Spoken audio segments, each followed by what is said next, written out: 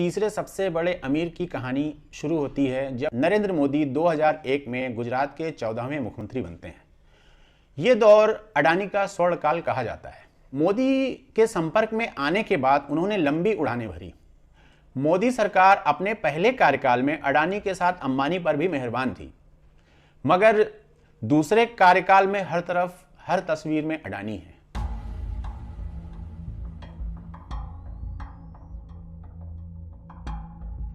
दुनिया के तीसरे सबसे बड़े अमीर और भारत के बिजनेस टाइकून गौतम अडानी का इंडिया टुडे को दिया गया ताज़ा इंटरव्यू चर्चा में है। ये इंटरव्यू कुछ वैसा ही था जैसा प्रधानमंत्री नरेंद्र मोदी ने अभिनेता अक्षय कुमार को दिया था। बस गनीमत इतनी थी कि इस इंटरव्यू में ये नहीं पूछा गया कि आप आम काट कर खाते हैं या चूस कर। बात करते हैं गौतम अडानी की। तो गौतम अडानी का जन्म 24 जून 1962 को अहमदाबाद के रतनपोल में स्थित सेठनी पोल के एक गुजराती जैन परिवार में हुआ।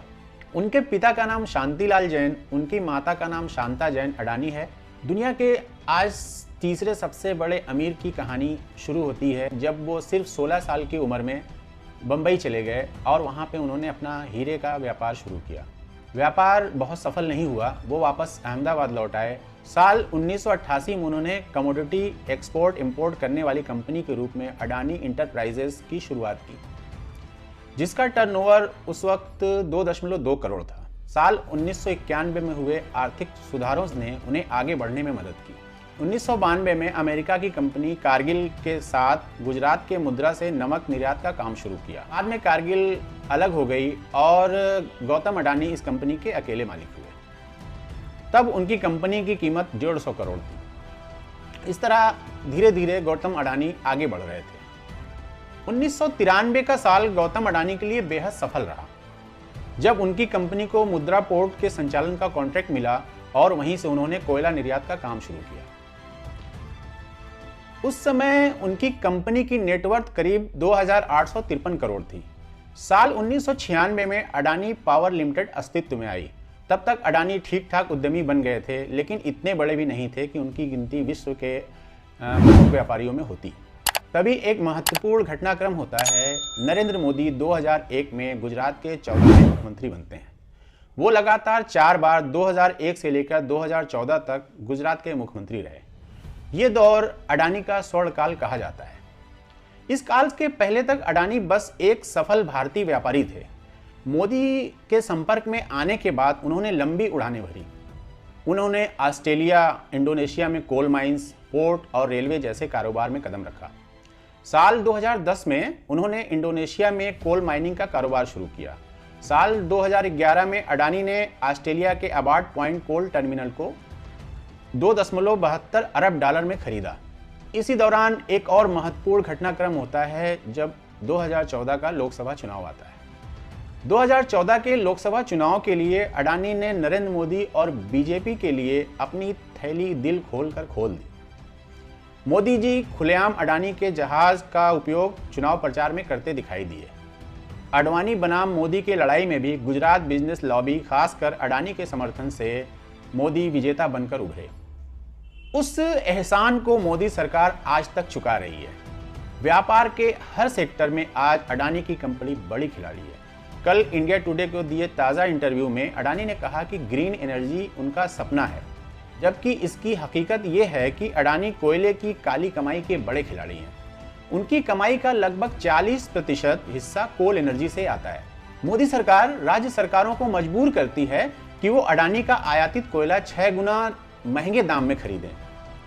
जबकि कोल इंडिया का कोयला 4,000 रुपए टन है, वहीं अडानी का आयातित कोयला 24 से 25,000 रुपए टन। मगर केंद्र सरकार द्वारा अपनी जरूरत का कम से कम 10% कोयला प्रदेश की सरकारों को इनसे लेने के लिए मजबूर किया जा रहा है। हाल ही में तेलंगाना के मुख्यमंत्री केसीआर ने खुलेआम ये आरोप प्रधानमंत्री पर लगाया था। अमेरिका का अखबार वाशिंगटन पोस्ट भी इस पर एक डिटेल स्टोरी करता है, जिसकी कहीं चर्चा नहीं हुई। उस रिपोर्ट में बताया गया कि कैसे एक व्यापारी को भारत की सरकार नियमों से ऊपर उठकर आगे बढ़ा रही है। आज Adani cement company ACC Ambuja को खरीदकर इस क्षेत्र के सबसे बड़े खिलाड़ी बन गए हैं। आने वाले समय में सीमेंट की कीमतें भी अडानी ही तय किया करेंगे। ऐसा ही हाल एफएमसीजी यानी हमारे आटा दाल चावल के क्षेत्र का भी है। तेल और आटा माने अडानी का ब्रांड फॉर्च्यून, कुछ साल पहले 15 रुपए किलो मिलने वाला आटा आज 40 रुपए तक पहुंच गया है। सरसों के तेल की 910 ग्राम की बोतल 150 रुपए में मिल जाए तो हमें सस्ती लगती है, क्योंकि कुछ महीने पहले ही ये 200 के ऊपर थी। पैकेट बंद राशन गली मुहल्ले की परचून की दुकान पर ताला लगाने पर मजबूर कर रहा है। आगे सरकार की नीति भी खुले में बिकने वाले आटा तेल दाल पर पाबंदी लगाने की है, जिसका फायदा सबसे ज्यादा अडानी सेठ को होगा। उनकी अडानी विल्मर सबसे तेजी से बढ़ती हुई एफएमसीजी कंपनी है। निजीकरण के रोल मॉडल अमेरिका की ये नीति रही है कि बाजार में प्रतिस्पर्धा बनी रहे।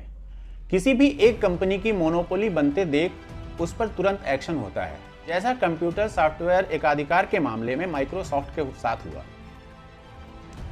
लेकिन भारत में कुछ लोगों के एकाधिकार को लगातार बढ़ावा दिया जा रहा है।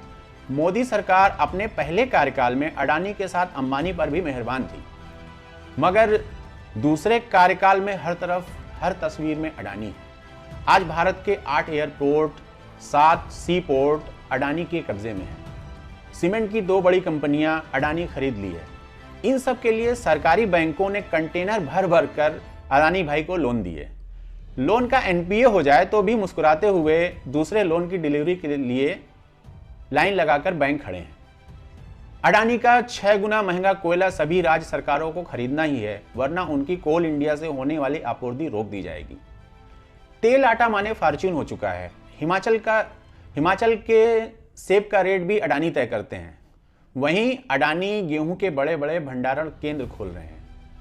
फसल के समय में गेहूं खरीद करके इन बड़े बड़े भंडारण में भंडार कर लिया जाएगा और फिर बाद में आटा मनमानी कीमत पर बेचा जाएगा।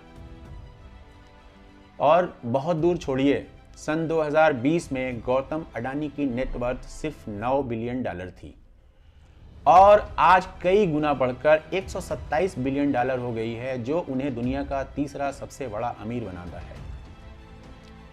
आखिर ऐसे में अडानी जी को इंटरव्यू क्यों देना पड़ा?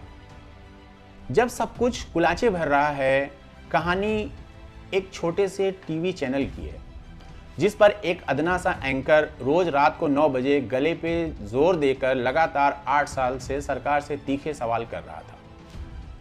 सरकार बहादुर के साथ उसके भामाशाह अडानी को भी चुभन बर्दाश्त नहीं हुई, तो दाएं बाएं से जुगाड़ लगाकर उस चैनल को खरीद लिया गया। एंकर भी वहां से आजाद हुआ तो यहां वहां सेठ जी को कोसने लगा।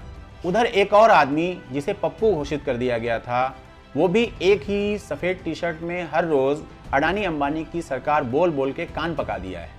इन्हीं सब ने दुनिया के तीसरे सबसे बड़े अमीर को एक सौम्य इंटरव्यू देने के लिए मजबूर कर दिया।